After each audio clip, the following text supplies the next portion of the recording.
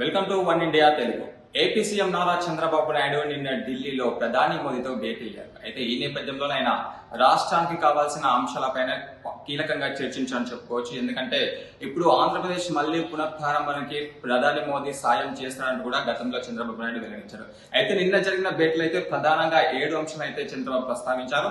అందులో చూసుకుంటే మొదటి స్వల్పకాలిక రాష్ట్రానికి ఆర్థికంగా చేయూతనివ్వడం. అంటే ఇప్పుడు రాష్ట్రానికి కావాల్సిన మినిమం బడ్జెట్ మాకు కేటాయించినట్టు కూడా ప్రధాని మోదీని చంద్రబాబు అయితే వేడుకున్నారు. మరోపక్క చూసుకుంటే మాత్రం సెకండ్ వన్ పోలవరం ప్రాజెక్టు నిర్మాణం పునఃప్రారంభానికి సత్వర చర్యలు చేపట్టడం. అయితే పోలవరం ప్రాజెక్టు అసలు ఇప్పటికీ నెరవేరుతుందా కాదని తర్వాత విషయం చూసుకుంటే మాత్రము ఈసారి అయితే ఖచ్చితంగా పోలవరం పూర్తి చేస్తామని కూడా నారా చంద్రబాబు నాయుడు అయితే హామీ ఇచ్చాడు. ఆ నేపథ్యంలోనే పోలవరానికి సంబంధించి కొన్ని డబ్బులు కూడా ఇవ్వాలని కూడా ప్రధాని మోదీకి చెప్పారు.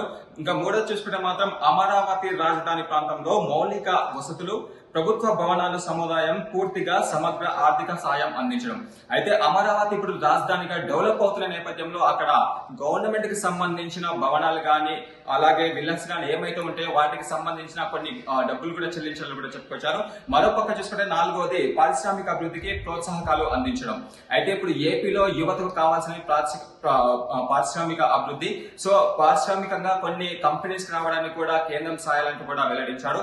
ఇంకా ఐదో చూసుకుంటే మాత్రము రాష్ట్రాలకు మూలధన వ్యయం అందించే ప్రత్యేక పథకం కింద ఆంధ్రప్రదేశ్ కు అదనపు కేటాయింపులు జరిపి రహదారులు, వంతెనలు, సాగునీటి, తాగునీటి ప్రాజెక్టులకు పూర్తయ్యేలా చదవడం. ఎందుకంటే ఏపీలో ఇప్పుడు ప్రధానంగా చూసుకుంటే మాత్రము రోడ్ల సమస్య కూడా చాలా తీవ్రంగా వేధిస్తుందని చెప్పుకోవచ్చు. ఎందుకంటే రోడ్లు గాని, భవనాలు గాని, అలాగే రహదారులు, ముఖ్యంగా రహదారులు గాని, సాగునీటి ప్రాజెక్టులకు కూడా దీనికి సంబంధించి కూడా కొన్ని డబ్బులు కావాలని కూడా ప్రధాని మోదీకి చెప్పుకొచ్చారు.